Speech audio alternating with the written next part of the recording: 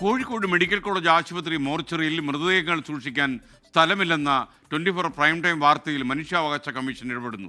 ഒരാഴ്ചയ്ക്കകം കോഴിക്കോട് നഗരസഭാ സെക്രട്ടറിയെ റിപ്പോർട്ട് സമർപ്പിക്കണമെന്ന് കമ്മീഷന്റെ ഉത്തരവിൽ പറയുന്നു. 24 ഇമ്പാക്ട്.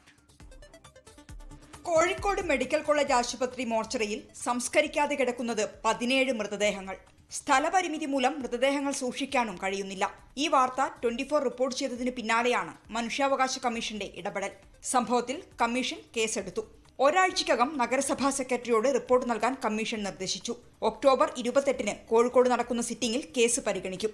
വെള്ളയിൽ, Chevayur medical college, Kunnamangalam, Panniyankara police സ്റ്റേഷനുകളിൽ നിന്ന് എത്തിച്ച മൃതദേഹങ്ങളാണ് ദിവസങ്ങളായി മോർച്ചറിയിലുള്ളത്. ഇതിനിടയിൽ ഒരു ഫ്രീസർ പ്രവർത്തിക്കാത്തതും പ്രതിസന്ധിയാണ്. 24 കോഴിക്കോട്. ലോകത്തെവിടെയായാലും ഏത് സമയത്തും 24 വാർത്തകളും ഓഗ്മെന്റഡ് റിയാലിറ്റി പാക്കേജുകളും എക്സ്പ്ലെയിനറുകളും വിശദമായി കാണാൻ ഞങ്ങളുടെ യൂട്യൂബ് ചാനൽ നിങ്ങൾക്ക് സബ്സ്ക്രൈബ് ചെയ്യാം.